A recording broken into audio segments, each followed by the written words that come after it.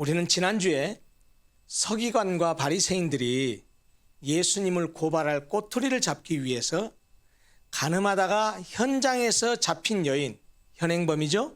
그 여자를 끌고 와서 예수님 앞에 세우고 예수님에게 곤란할 질문을 했던 그 사건을 보았습니다.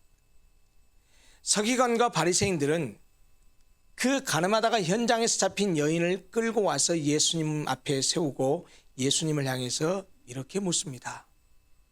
율법에는 이런 여자를 돌로 치라고 했는데 당신은 어떻게 말할 것입니까?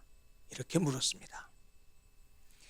이에 대해서 예수님은 돌로 치라고 얘기하자니 그동안 그가 가르쳤던 가르침에 모순이 되고, 그러자고 그냥 용서하고 돌려보내라고 하자니 율법을 무시하는 그런 결론이 돼서 이러지도 저러지도 못하는 아주 진퇴양난의 상황에 처하게 되었는데, 예수님께서는 오히려 그들에게 이렇게 말씀하셨죠. 너희 중에 죄 없는 자가 먼저 돌로 치라 라고 말씀하셨습니다. 이 말씀을 듣고 그 여인을 정죄하던 사람들이 양심의 가책을 느끼고 자신을 부끄럽게 여겨서 그 자리를 하나씩 둘씩 떠나서 모두 다 그 자리를 떠나게 되었습니다. 그리고 예수님과 그 가늠하다가 현장에서 잡힌 그 여인과 둘만 남았는데, 예수께서 그 여인에게 말씀하시기를 나도 너를 정죄하지 아니하노니 가서 다시는 죄를 범하지 말라 라고 하시면서 그 여자를 용서해 주셨습니다. 예수님은 너희 중에 죄 없는 자가 먼저 돌로 치라 라는 말씀을 통해서 사람은 누구나 죄인이라는 사실을 지적하면서 우리가 다른 어떤 사람도 정죄할 수 없다라는 사실을 가르쳐 주셨습니다. 서기관과 바리새인들은 자신들은 깨끗하고 그 여인은 아주 더러운 죄인이라고 생각했지만 사실 모든 사람은 죄인입니다. 차이가 있다면 어떤 사람은 이 가늠하다가 현장에서 잡힌 이 여인처럼 드러난 죄인이고, 어떤 사람은 그 죄가 드러나지 않은 감춰진 죄인일 뿐입니다. 따라서 우리는 누구도 다른 사람의 죄를 지적하면서 정죄해서는 안 됩니다. 우리 모두가 다 죄인이기 때문입니다. 그렇다고 해서 이 모든 사람이 죄인이라는 사실을 자신이 지은 죄를 정당화하거나 합리화하기 위한 방편으로 삼아서는 결코 안 된다는 사실도 말씀드렸습니다.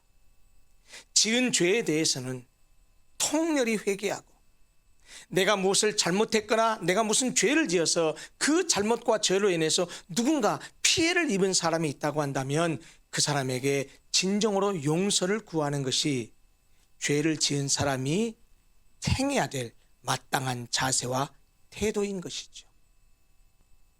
서기관과 바리새인들은 가늠하다가 현장에서 잡힌 여인을 정죄하면서 돌로 쳐야 한다는 율법을 덜먹거렸지만 예수님은 그녀를 정죄하지 않았을 뿐만 아니고 오히려 그녀를 용서하고 돌려보냈습니다.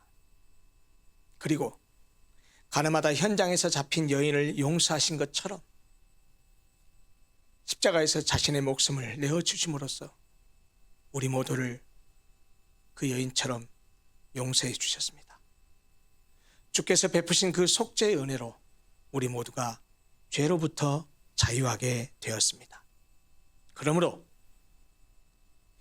예수를 믿지 않아서 여전히 죄 가운데 사는 사람들과는 달리 예수님의 은혜로 모든 죄를 용서받고 하나님의 자녀로, 그리고 천국 백성이 된 우리는 용서하신 그 주님의 은혜에 감사할 줄 알아야 하고, 다른 사람을 정죄하기보다는 용서하고, 또 마땅히 은혜로 용서받은 사람답게 살아야 하는 것이 마땅한 자세입니다. 이것이 바로 우리가 지난주에 나누었던 말씀의 핵심입니다. 그런데 오늘 주신 이 말씀은 예수님의 또 다른 가르침인데 가르침의 내용이 좀 다릅니다. 자신에 대한 계시와 자신에 대한 증언을 하고 계십니다. 그 핵심적인 증언과 계시의 내용이 무엇입니까? 명제적으로 표현하면 나는 세상의 빛이다 라는 선언입니다. 그동안 요한복음을 강의하면서 몇 차례 말씀드렸던 것처럼 요한복음은 공관복음에는 없고 요한복음에만 있는 독특한 표현이 있는데, 그것이 바로 예수님이 자기 자신에 대해서 나는 무엇이다 라고 표현하신 이 자기 계시적 선언이 7번 선언된다는 사실입니다. 나는 생명의 떡이다. 나는 세상의 빛이다. 나는 양의 문이다. 나는 선한 목자다. 나는 부활이요 생명이다. 내가 곧 길이요 진리요 생명이다. 나는 참 포도나무다. 이런 표현들, 이 7가지 자기 계시적 선언들이 요한복음에만 등장합니다. 첫 번째 6장 35절과 48절에 나오는 선언은 나는 생명의 떡이다라는 것이었습니다. 기억나실지 모르지만 약 한 달 전쯤에 이 말씀을 나누었습니다. 나는 생명의 떡이라는 선언의 의미가 무엇입니까? 그 옛날 유대인들의 조상이 출애굽해서 약속의 땅 가나안을 향해 가던 광야길에서 하늘로부터 내려온 양식 만나죠?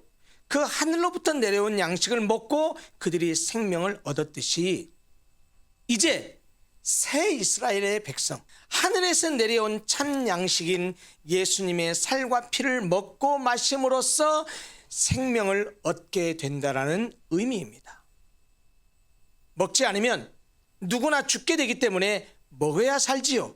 그러듯이 누구든지 생명을 얻고자 하는 자는 생명을 주는 생명의 떡인 예수를 먹어야, 그의 살과 피를 먹어야, 무슨 말입니까? 예수님을 믿어야, 그래야 살 수 있다라는 그런 의미를 담고 있는 선언이었습니다. 오늘 본문에는 두 번째 선언이 등장합니다. 또 다른 자기 계시가 선포됩니다. 즉 나는 무엇이다라고 말씀하신 두 번째 자기 계시적 선언인데, 그게 오늘 본문 12절 말씀에 나옵니다.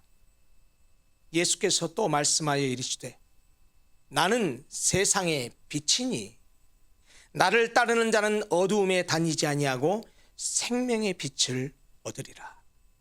우리가 지난주에 함께 나눈 가늠하다가 현장에서 잡힌 여인을 용서하시면서 가서 다시는 죄를 범하지 말라는 말씀에 이어지는 말씀입니다.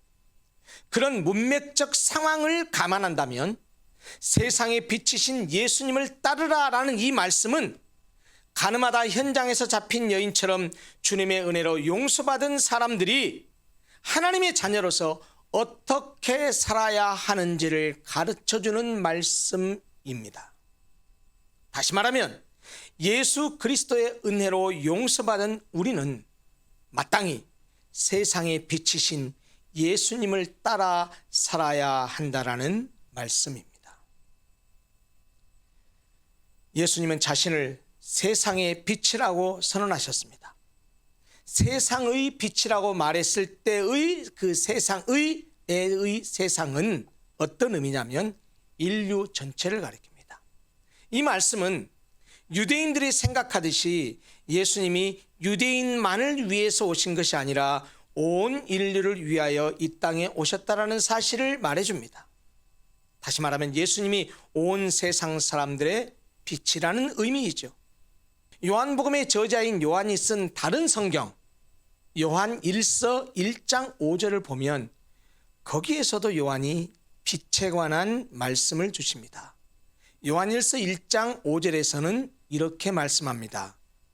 하나님은 빛이시라 라고 말씀합니다. 그렇습니다. 빛 자체는 하나님입니다. 그런데 그 빛이신 하나님이 어둠 속에 있는 세상에 그 빛을 비추기 위해서 누구를 보내셨습니까? 아들 예수를 보냈습니다. 그래서 예수께서는 자기 자신을 가리켜서 나는 빛이신 하나님이 세상을 비추라고 내려보내신 세상의 빛이다 라고 선언하신 것입니다. 예수님이 세상을 비추는 빛이라는 의미이죠. 나아가서 예수께서 나는 세상의 빛이다 라고 하신 것은 다른 한편을 또 역설적으로 의미하고 있는데, 그게 뭐냐면 세상은, 인간들은 어둠 속에 처해 있다는 사실이에요. 모든 사람이 죄로 인해서 어둠 가운데 있기 때문에 예수께서 빛으로 그 어둠을 비추기 위해서 오셨다라는 말입니다. 이 빛은 사람들로 하여금 영원한 생명을 얻게 하는 빛이요, 다시는 어둠에 붙잡히지 않게 하는 빛입니다. 단순히 예수님 당신이 빛이라는 사실 선언으로 끝나는 것이 아니하고 빛을 따르라고 말씀하고 있다는 거예요.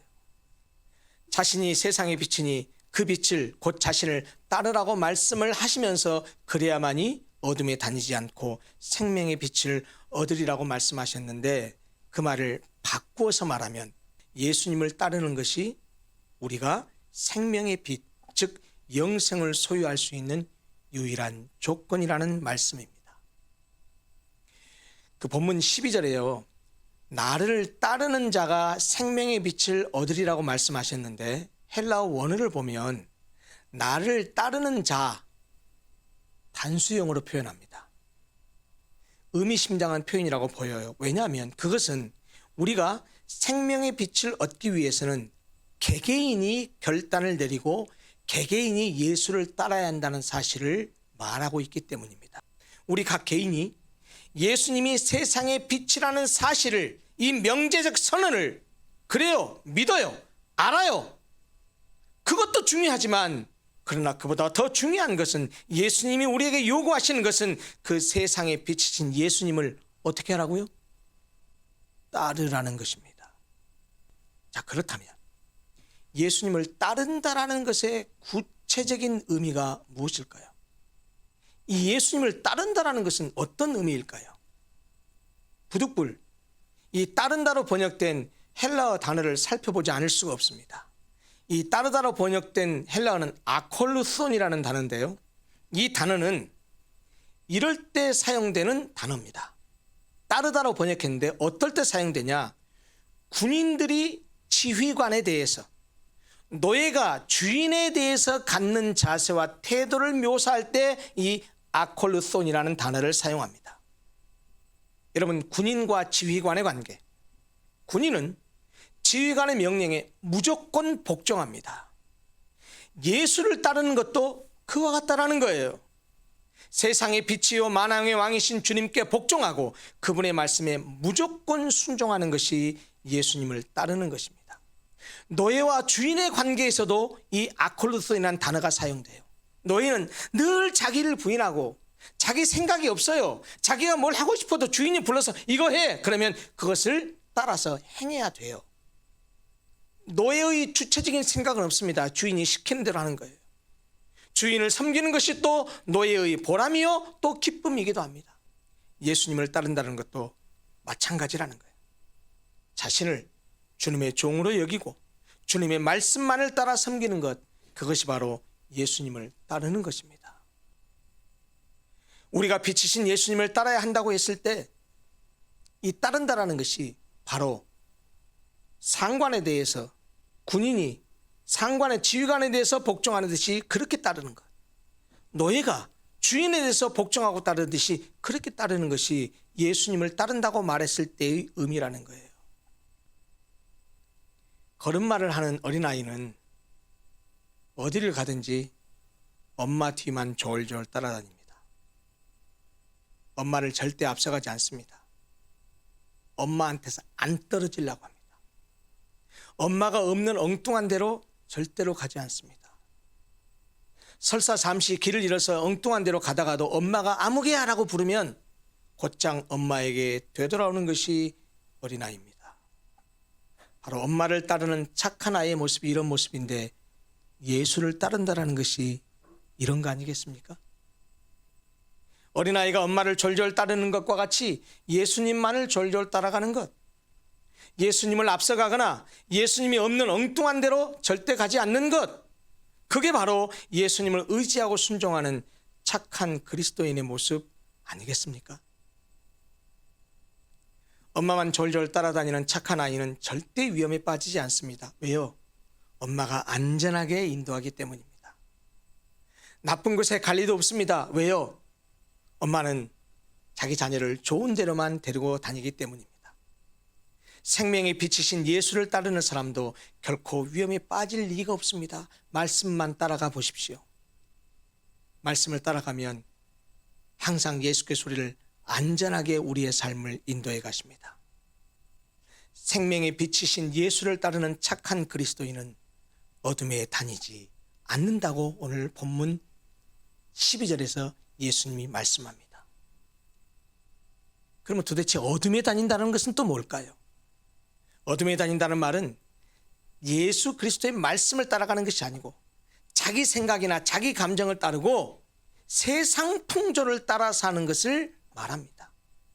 예수님 말씀에 순종하지 않고 자기 마음대로 자기 하고 싶은 대로 사는 것, 그것이 자유롭고 멋진 삶이라고 착각할지 모르지만 죄송합니다. 그렇게 사는 삶은 어둠 가운데 사는 것이라고 성경이 말합니다.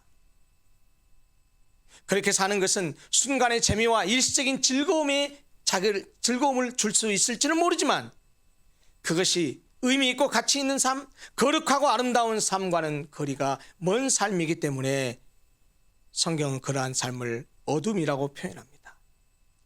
그렇게 빛을 따라서 예수를 따라 살지 않고 어둠 가운데 행하면 누구나 허무하고 무의미한 삶을 살 수밖에 없습니다. 여러분, 개미와 배짱이라는 우화를 잘 아시죠? 개미는 무더운 여름날에도 겨울이 올 것을 생각하고 열심히 일해서 양식을 모았습니다. 준비했습니다. 왜 개미라고 놀고 싶지 않고 왜 개미라고 쉬고 싶은 생각이 없겠습니까? 그러나 그런 유혹을 물리치고 열심히 겨울을 준비합니다. 하지만 배짱이는 어떻습니까? 먼저 배짱이는 겨울이 닥칠 것이라는 사실 자체를 알지 못합니다. 인정하지 않습니다. 그냥 눈앞의 사실에만, 눈앞의 일에만 충실합니다. 여름 내내 일은 하지 않고 노래만 부르면서 놀고 먹으며 즐기기만 합니다. 어리석은 사람은 바로 이 배짱이처럼 삽니다. 여러분, 세상은 여름만 있는 것이 아니고 겨울도 있죠? 인생도 마찬가지입니다. 인생도 여름 같은 청춘이 있는가 하면 겨울 같은 노후도, 우리의 노년도 있습니다. 인생에도 겨울이 오고 종말이 옵니다. 영원한 심판이 우리를 기다리고 있다는 말이에요. 그런데 그 종말을, 심판을 아랑곳하지 않고 그저 현실에 자기 감정에 충실해서 하고 싶은 대로 하는 것을, 그것을 인생을 누리는 낭만이라고 합리화할지를 모르지만 죄송합니다. 예수님을 따르지 않고 그렇게 자기 감정과 자기 풍조를, 세상 풍조를 따라가면서 눈앞의 현실만 쫓아가며 살아가는 것, 그런 삶을 살아가는 사람은 마침내 종말의 때가 되면 영원히 멸망하게 된다는 사실을 기억해야 된답니다.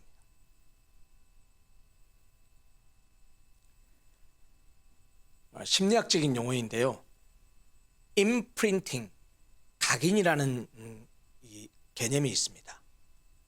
이것은 실제로 동물들의 그 행동을 보고서 내린 결론인데요, 이 임프린팅, 각인이라는 것은 이렇습니다. 갓 태어난 새끼 오리가 알에서 부화했어요. 이 새끼 오리가 맨 처음 본 움직이는 대상, 그것을 어미라고 생각하고 그 갓 깨어난 새끼 오리가 움직이는 그것을 어미라고 생각하고 그것만 졸졸 따라다니는 행위, 그것을 각인, 임프린팅이라고 합니다. 눈에 보이는 감각적인 세계 속에서만 살아가다가 생명의 빛이신 예수 그리스도를 통해서 영적인 세계를, 영적인 진리를 알게 되었으면 우리도 그 예수 그리스도를 우리의 영혼 속에 각인시켜야 하는 것은 당연합니다. 그래서 오직 예수 그리스도만 따라가는 그리스도인이 되어야 됩니다. 은혜로 구원받은 하나님의 백성은 마땅히 나를 구원한 예수를 따라 사는 것은 당연한 것입니다. 그것이 현란한 세상 유혹에서 벗어날 수 있는 길이요, 가장 현명하고 안전하게 살아가는 삶의 원칙이기도 합니다. 여러분, 제가 말씀드린 대로 인생이 무엇이냐고 물으면 이렇게 대답할 수 있을 거예요. 인생이란 이것이나 저것이나의 선택의 연속이다. 그렇지 않습니까? 우리가 평생을 살아오면서 항상 선택 가운데 이걸 선택할까 저걸 선택할까 하면서 그 선택의 과정 가운데 여기까지 오지 않았습니까? 사람은 어느 것을 선택하면 반대로 다른 어떤 것은 포기해야만 합니다. 그런데 그 선택에 따라서 인생이 결정됩니다. 그런데 우리 앞에는 항상 신앙적으로 보면 두 가지 선택지가 놓입니다. 세상 풍조를 따를 것인가, 세상의 빛 예수님을 따를 것인가, 내 생각과 내 감정을 따를 것인가, 생명의 빛이신 예수님의 말씀을 따를 것인가, 나를 위한 안락하고 편안한 삶을 살 것인가, 주님을 위한 헌신의 삶을 살 것인가. 예수님을 믿는다면 어느 것을 선택해야 할지는 너무나 분명한데 예수님을 믿어가면서도 예수님을 따르는 것을 거부하는 사람들이 적지 않습니다. 사실 13절 이하의 마지막 30절까지 모든 내용이 뭔 줄 아세요? 바로 그런 사람들, 예수 그리스도를 믿지 않는 사람들을 향해서 예수님께서 자신을 계시하고 증언하고 내가 이런 존재라고 지금 설명하고 있는 말씀이에요. 자신을 세상의 빛이라고 선언하신 예수님 말씀에 대해서 바리새인들은 야, 네가 네 자신에 대해서 증언하고 있잖아, 그러니까 믿을 수 없어 라고 따지기 시작합니다. 그래서 예수님 이렇게 말씀하십니다. 예수님은 자신이 자신을 증언해도 참되다라고 말씀하여요. 왜요? 예수님은 나는 어디서 와서 어디로 가는지를 안다. 그러나 너희들은 어디서 와서 어디로 가는지 모르지 않느냐? 너희들은 육체를 따라 판단하지만 나는 그렇게 판단하지 아니한다라고 말씀하십니다. 지금 자꾸 신이신 예수님과 하나님의 아들이신 예수님과 우리 유한한 인간을 비교하고 있는 말씀이에요. 인간은 감각적 경험에 의존하지만 예수님은 내면과 실체를 보고 판단하시죠. 더구나 예수님이 판단하실 때는 예수님을 보내신 하나님과 함께 판단하신다고 말씀하십니다. 그래서 예수님의 판단은, 예수님의 증언은 참되다고 예수님 말씀하셔요. 예수님이 세상의 빛으로서 누구든지 예수님을 따르면 생명의 빛을 얻을 것이라고 증언합니다. 이 증언은 예수님이 자신을 위하여서 증언하는 것이기도 하지만 예수님을 보내신 아버지도 예수님을 그렇게 증언합니다. 두 사람의 증언이 참되다라고 율법이 말하고 있죠. 그렇기 때문에 예수님과 하나님이 함께하는 판단이요, 예수님과 하나님이 함께 증언하는 증언이기 때문에 예수님의 증언도 예수님의 판단도 참되다고 지금 예수님이 강변하고 있습니다. 결국 예수님이 이 말씀을 통해서 무엇을 말씀하고 싶냐? 자신이 하나님 아버지가 보내신 그의 아들이심을 주장하는 거예요. 그럼에도 불구하고 바리새인들은 그것을 깨닫지 못했습니다. 그래서 예수님은 그들을 향해서 안타까운 마음으로 이렇게 말합니다. 너희는 나를 알지 못하고 내 아버지를 알지 못하는도다. 그래서 이어서 예수님이 이렇게 말씀하셨어요. 나를 알았더라면 내 아버지도 알았으리라. 본문을 보면 21절 기점으로 문단이 바뀝니다. 21절 이하 30절까지에서는 예수께서 한 걸음 더 나아가서 자신의 신적 기원과 초월성에 대해서 말씀하십니다. 예수님 말씀하십니다. 나는 위에서 났다. 너희는 아래서 났다. 너희는 세상에 속하였지만 나는 이 세상에 속하지 아니하였다. 여러분, 이것은 예수 그리스도가 하나님의 아들이라는 말이에요. 그가 하나님이시라는 말이에요. 따라서 우리는 예수께서 위에서 나셨고 이 세상에 속하지 아니하신 분이라는 사실을 믿어야 합니다.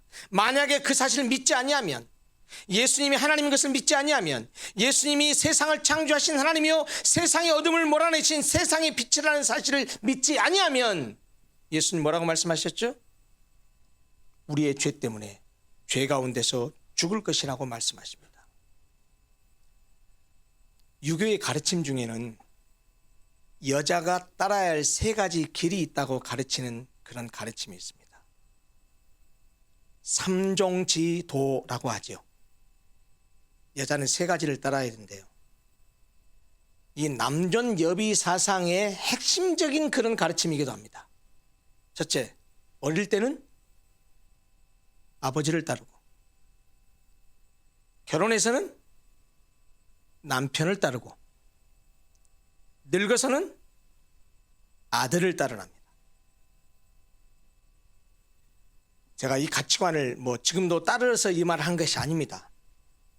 유교도 비록 우리가 동의할 수 없는 내용이지만 남존여비 사상을 저변에 깔고 있는 가르침이긴 하지만 인간은 뭔가 따라 살거든요, 사실. 자, 여러분 스스로에게 물어보십시오. 여러분들은 무엇을 따라 사십니까? 여러분들의 삶과 여러분들의 인생을 끌고 가는 목적과 방향성은 무엇입니까? 여러분들에게 이제 묻습니다. 우리 그리스도인들은 누구를 따라야 하며 그리스도인들은 무엇을 따라야 할까요? 우리 그리스도인들은 어릴 때든 결혼을 해서든 늙어서든 빛을 따라 살아야 합니다. 빛이신 예수님을 따라 살아야 합니다. 말씀을 따라 살아야 합니다. 우리는 빛의 자녀입니다. 사도 바울은 에베소서에서 우리에게 이렇게 명령합니다. 너희가 전에는 어둠이더니 그러나 이제는 주 안에서 빛이라. 빛의 자녀들처럼 행하라. 그렇습니다. 우리는 세상의 빛이신 예수님을 따라 살아야 합니다. 그래야 어둠에 다니지 않습니다. 그래야 예수님을 통해서 생명의 빛을 얻습니다. 그리고 나아가서는 그 빛으로 다른 사람에게 빛을 비추는 삶을 살 수 있습니다.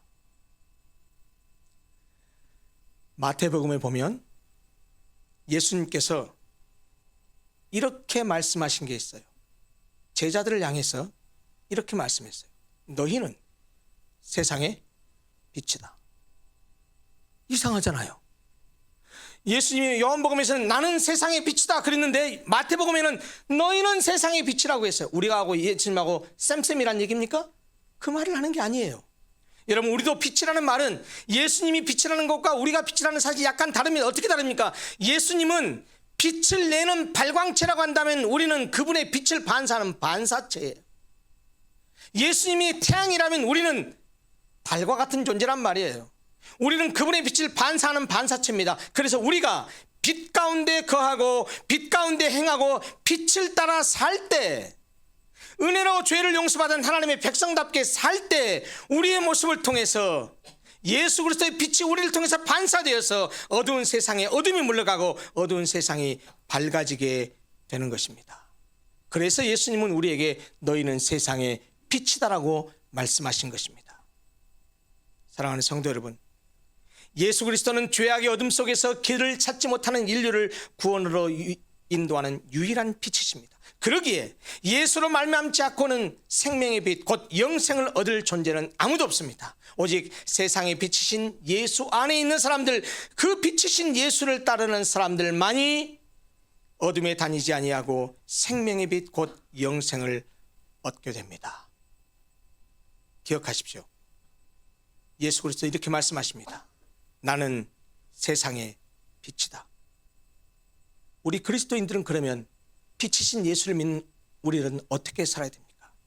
세상의 빛이신 예수를 따라 살아야 합니다. 예수를 따른다는 것이 무엇입니까? 상관에게 복종하는 병사처럼, 주인에게 복종하는 노예처럼 그렇게 따라가는 것이 예수를 따른다는 의미입니다. 그렇게 따르게 되면 우리의 삶 가운데 어둠이 물러갈 것이고 우리에게는 생명의 빛, 영생이 주어질 것입니다. 함께 기도하겠습니다.